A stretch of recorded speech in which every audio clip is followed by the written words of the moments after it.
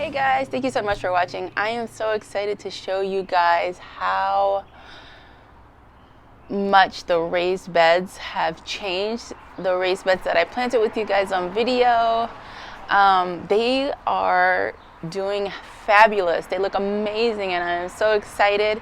I want to, first of all, just thank you guys so much for watching, and then two, I want to direct you guys to my website that I have been working so hard on for the last almost year now. It's thriftedplanter.org, and I am so excited about it.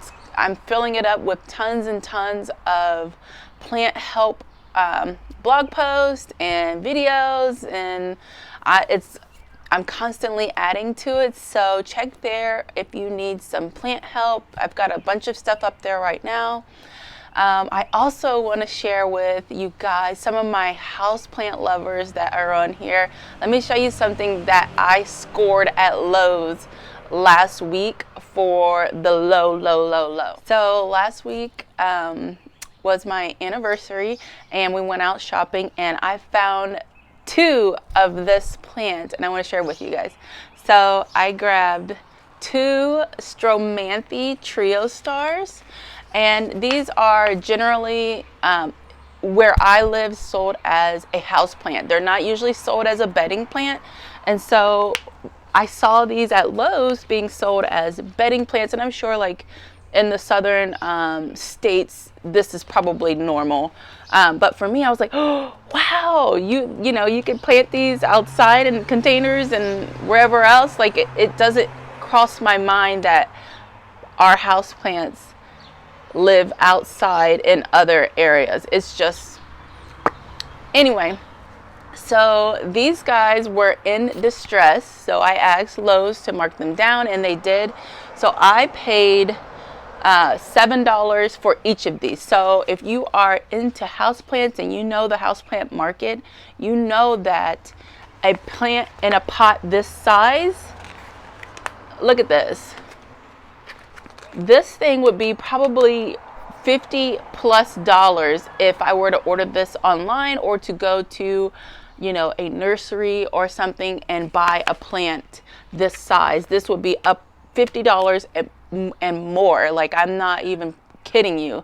So for me to find two of these and get them on clearance for $7, like, that's a big deal. That's huge to me. So my goal for these, let me show you the other one. It's just down here. They both are stunning. And so my goal for these, what I really wanted to do was to plant them both in the same pot. I don't have a pot for them right now, but I am looking. It won't be anything fancy.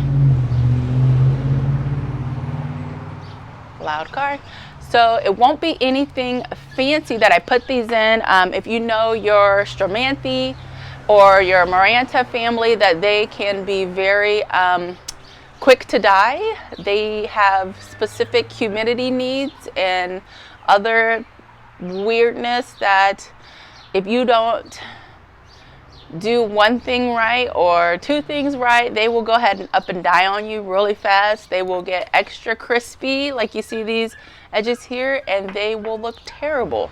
So yeah, I'm really excited about these, and I cannot wait to get them potted and planted. So I'm really excited about these, and I cannot wait to find the perfect pot for them. If I cannot find one large pot, then I'll just put them into separate containers. But I am excited either way. All right, so now let's get started on the raised bed tour. Now this is just I'll try to make it quick. So let's go ahead and get started.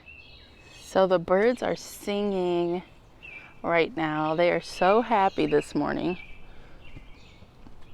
Okay, so this is the bed where I planted the beans, the sweet peas, the nasturtiums with you guys. It is so full. Now it does, in my opinion, look a little bit crazy because I let the husband come out and pick beans, and I feel like he started, like, he wasn't being gentle, and some of the plants kind of got tugged on too much. So they're all kind of like leaning this way, whereas they used to be like full and bushy all the way back. So I am in the process of working on drip irrigation to these beds. So I've got these 3 beds hooked up. This bed's hooked up. These little beds up here are not hooked up yet, but I am working on it. I have more parts ordered, so we'll get there. So this bed looks fabulous. This is the Alaska Dwarf Nasturtium. These beans are all bush bean variety. There are 2 to 3 different varieties in here, and I have not succession sown in a couple weeks, so I might go ahead and do that here soon so I can keep harvesting beans. And then if you remember, I cleaned this bed out with you guys, and I left the Swiss chard. It looks amazing. I cut back the lemon thyme, and I am drying it. I don't know if this will come back. It's from last year, and it looks pretty dry down there. So I cut it, and then I've got some drying in my screen and porch. And then this bed, I pulled out all of the carrots and everything that was in there, and I left my kale. And then I left, there looks like there is still one of the ornamental kales in here as well. And then there's a pansy or 2 down there. And then this is my little corner right here. We've got a container variety raspberry, a mulberry here. And then this was supposed to be my kiwi, my hardy kiwi, but that died off over winter. So I've got a few different things in there. We've got some calendula. We've got a moonflower vine, which is just a white blooming morning glory. There's a tomato in there. There's some green onion. There's a lot of stuff in there. There's some green onions in there. And then this beauty right here, I will put this on the screen because I don't exactly remember the name right now, but it's like so pretty. It's a vine, and it blooms, these delicate little blooms. And I got these seeds from Park Seed. And so that's this little corner right here. I wish my kiwis would have survived, but they didn't make it. Strawberries. I've got some basil in this bed too. There's a strawberry right there. There's some green onion in this bed. This bed has a mixture of things. So we've got some container variety squash. We've got some smaller tomato plants, some determinates. And then I believe there's also artichoke in here somewhere. I kind of started feeling like I was running out of space, so I started throwing stuff in the ground. Oh, and there's also asparagus in there. We've got a strawberry down here, ready for a chipmunk to take away. I'm actually going to move this over here. That way it's not dangling tempting fruit, because I know my little one's going to come out here later and want to have that strawberry. We've got garlic, calendula, basil, and the garlic is about ready to pull. It's starting to dry up from the bottom, and it's pretty much ready. I could probably pull it now, but I'm going to give it a little while longer, just because I'm not quite ready to dry it just yet. And it looks like I've got one scape left over here. Garlic scapes are so delicious. If you have not had them, you need to try them. I love them. You can cook them just like you would asparagus. You can chop them up and use them like green onions or chives. I cut all but that one. Oh, and here's another one. These must be late coming, because they weren't out here when I was getting to it before. Anyway, so they're delicious. If you have an abundance of them, you can freeze them, toss them into soups, toss them into stir fries. They are delicious. And some of my calendulas are getting ready to bloom. They look beautiful. Oh, I'm so excited. I cannot wait. I'm going to be saving the flowers and doing all kinds of stuff this year, you guys. Got some peas here. These guys, we'll probably just leave those to go to seed. Okay, so we got some sad stuff over here. Got my lemongrass, lemon tree, I've got a pot of strawberries that is just so extremely dry. I'm working on getting drip to here. It just has not. There's all my parts, and so I'm just kind of waiting for pieces. I'm just waiting for pieces, what it feels like. So I've got the garden bed up there all set up on drip. That is my cut flower garden. Is mainly comprised of zinnias, dahlias, amaranth.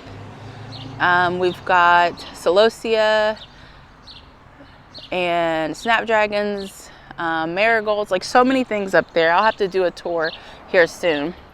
Okay, so now for the main bed. So I don't know if you guys remember, I'll tag the video, but I planted these two big beds with you guys. They are stunning, like so beautiful. There's so much in here. There's so many herbs, so many vegetables. I'm so excited. So we've got the Alaska dwarf over here on the end. We've got oregano, there's chamomile, there are squash, there are, this is a sunflower, and it's one of the, I think this is, what is this, the teddy bear sunflower? It's one that's going to stay pretty short like this. We've got cilantro that's gone to seed, basil, lemon balm, marigolds, peppers. There's a couple garlic in here. We've got amaranth in here. We've got there's tomatoes in here. So I have some climbing pole beans over here, and then I've got my Yamato cucumbers, I think. So I got beans, cucumbers, and a couple indeterminate cherry tomatoes that are going to climb this hog panel. Oh, and I got a hog panel.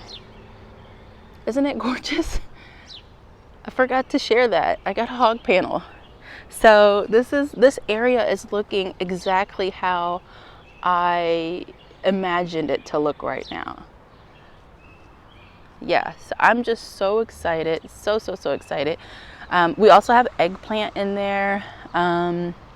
What else? Lots of things in here, but I'm just super excited about all of it. Since we are crossing this area, my blue fescue and my heuchera, I have neglected so bad, I think they are dead. So these guys look dead. There's one blue fescue here that looks alive. The heuchera still is hanging on, but a lot of the blue fescue is toast. I don't know if you guys have been having like just the heat wave, and with that, lots of plants have suffered, and these seedling trays have definitely suffered, and I did not get to water them as often as I wanted to. You can see some of the suffering here. That's leaf burn. Just so many things. So these raised beds are not on drip yet, so I am hand watering them, and which is challenging. So yeah, some things have suffered, but for the most part it looks beautiful. Like I've got squash hanging over the edge, which I love that view. I love how it changes the path in this area. Let me step back so I can show you. It's just beautiful. It adds curve, along with this container garden here.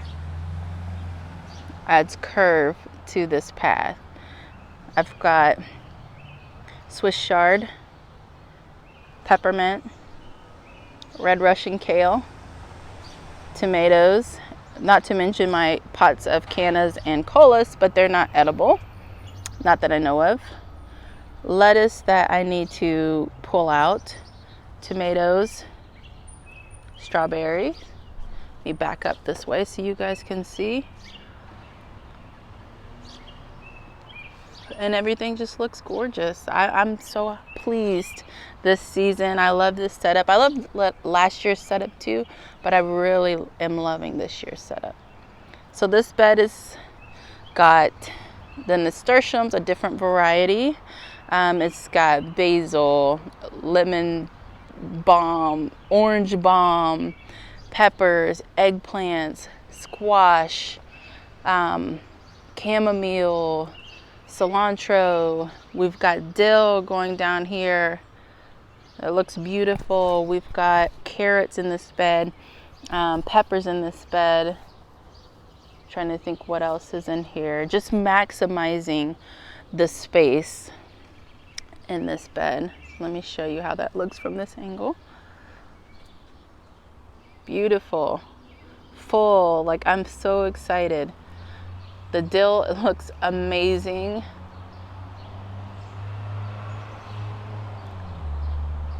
Just beautiful. I'm so happy this year, you guys. I mean, I was happy last year with my garden, but like I am happy this year with what's going on. So let me just show you from these angles. Oh, and I forgot to mention I also have tumbling tomatoes in this container, and I'm waiting for them to tumble. I'm guessing it's gonna wait until they really get heavy that they'll tumble. My well, I do have hosta there, but my hydrangeas are looking gorgeous. This is the mystery hydrangea that I got on clearance from Lowe's. These are my Incrediballs from Proven Winners. They look stunning, stunning, stunning, stunning. There are hydrangeas down there. Those are Endless Summer. And then we've got a hibiscus here, waiting for hibiscus week. I think that's the first week of August. So this guy's budding up, getting ready, looking fabulous. Fabulous. See there? What I love about this plant is the color of the foliage. I love that purple. I don't remember the exact variety. I got this did I get this last year? I think I might have got this last year. And it's gorgeous. So beautiful. Got our limelight hydrangeas. This grapevine back there actually has grapes on it this year. I'm trying to keep it tamed because it is wild.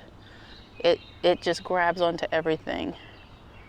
So I said I was going to keep this video short, so I'm going to end it now. And I just want to thank you guys so much for watching. Make sure that you subscribe, hit the notification button, and check out my blog at www.thethriftedplanter.org. I don't think anybody says the www anymore. So sorry if that's old school. Eek. Alright guys, thank you so much for watching, and I'll see you in the next video. Let me know if you have any questions about any of the plants that I showed, or any plants that you saw that I did not mention. I'll see ya.